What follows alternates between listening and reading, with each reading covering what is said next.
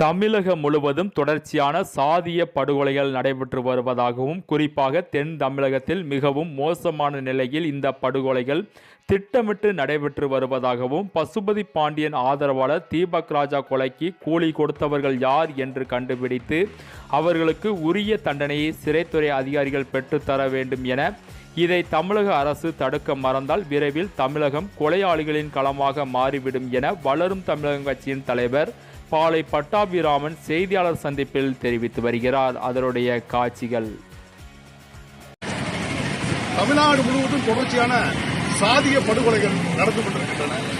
அதுவும் குறிப்பாக தென் தமிழகத்திலே கஞ்சா போதைக்கு அடிமையாகி அங்கே கொலைகள் நடந்து கொண்டிருக்கின்றன. அப்படி நடக்கின்ற கொலைகள் எல்லாம் போதைக்கு அடிமையாகி, கஞ்சாவுக்கு அடிமையாகி கொலைகள் நடந்து கொண்டிருக்கின்றதாக சில பதிவுகள் வருகின்றன. அப்படி போதைக்கு அடிமையான இளைஞர்கள் படுகொலை செய்யப்படும் போது தேவேந்திர குல இளைஞர்கள் மட்டும்தான் படுகொலை செய்யப்படுகின்றார்கள். மற்ற சமூக இளைஞர்கள் எல்லாம் படுகொலை செய்யவிடவில்லை. இதை விட ஒரு சாதிய படுகொலை எதுவுமே கிடையாது. அதே போல திருநெல்வேலி மாவட்டத்தில் தம்பி தீபக் பாண்டியன் அவர்களுடைய படுகொலை நடந்தது.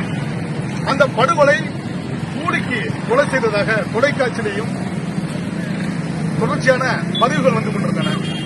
அந்த கொலையை செஞ்சவங்க, அந்த கொலையை தூண்டினவங்க யாரு, அந்த படுகொலையை செஞ்சவங்க யாரு, அந்த கூலிப்படைக்கு பணம் கொடுத்தது யாரு, அத்தனை பேரையும் வழக்கில் பதிவு செய்து அவர்களை தண்டனை பெற்று வர வேண்டும். சிறைச்சாலையை வச்சு தண்டனை பெற்று தர வேண்டும். அது மட்டுமல்ல, தமிழக முதல்வர்கள் இதை தடுக்க தவறினால் இன்னும் ஒரு 20 ஆண்டுகளில் தமிழகம் கொலைக்களமாக மாறும் என்பதிலே எந்த விதமான மாற்று கருத்தும் இல்லை. வளரும் தமிழக கட்சியின் சார்பாக இதை கோரிக்கையை நாங்கள்